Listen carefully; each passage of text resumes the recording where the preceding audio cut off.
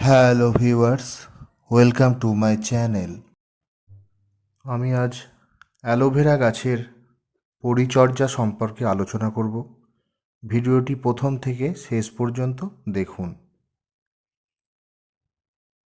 এটি আমার অ্যালোভেরা গাছ, যেটিকে বাংলায় আমরা বলি ঘৃতকুমারী।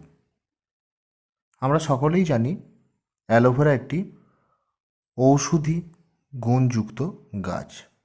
এর ঔষধি গুণাগুণ অনেক কম বেশি আমরা সকলেই জানি।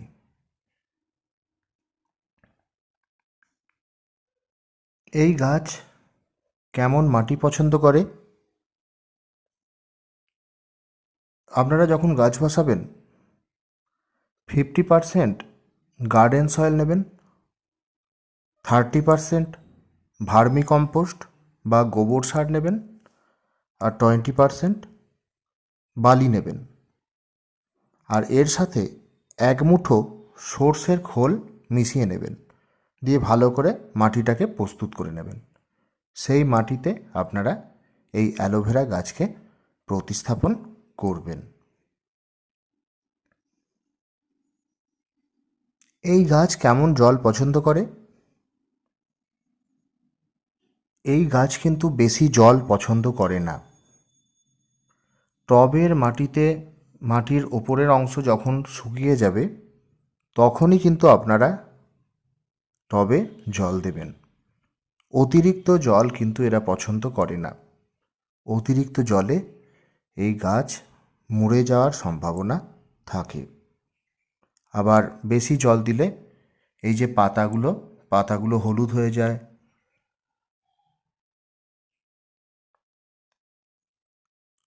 কেমন জায়গায় এদের রাখবেন, মানে এদের কেমন সূর্যালোক দরকার, ভালো করে শুনবেন। এদেরকে আলো বাতাসযুক্ত স্থানে আপনারা রাখবেন, মানে ডিরেক্ট রোদে আপনারা রাখবেন না। যেখানে হালকা রোদ আসে সেই সব জায়গায় কিন্তু আপনারা রাখবেন। আবার এরমও করবেন না একেবারে ঘরের ভেতরে আপনারা রেখে দিয়েছেন, একদম রোদ বাতাস পায় না, সেই সব জায়গায় কিন্তু এই গাছ হবে না। আর ফুল সানলাইটে আপনারা রাখবেন না, বিশেষ করে গ্রীষ্মের যে প্রখর রোদ, সেই রোদ তো দেবেনই না। সেই রোদে কিন্তু এই গাছের পাতা পুড়ে যায়, পাতাগুলো নষ্ট হয়ে যায়। আপনারা সেই জন্য একটা শেডের তলায় আপনারা এই অ্যালোভেরা গাছকে রাখবেন।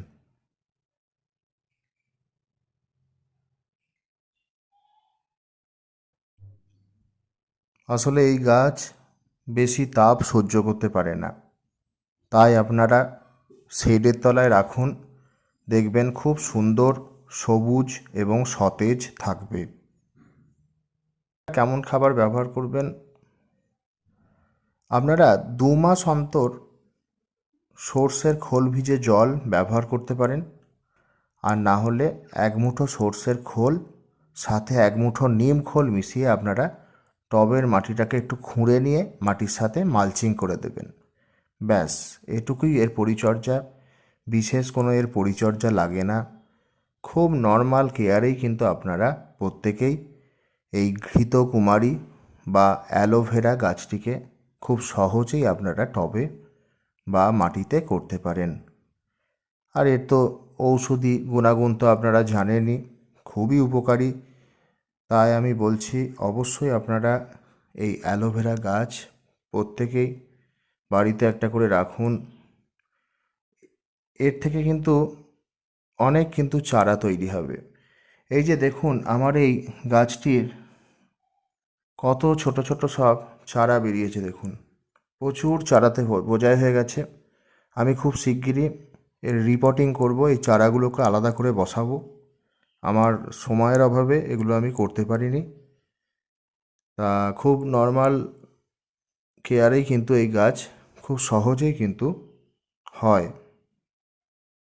যদি ভিডিওটি ভালো লেগে থাকে লাইক করুন, কিছু জানতে আমায় কমেন্ট করুন, চ্যানেলটি সাবস্ক্রাইব করে আমার সাথে থাকুন।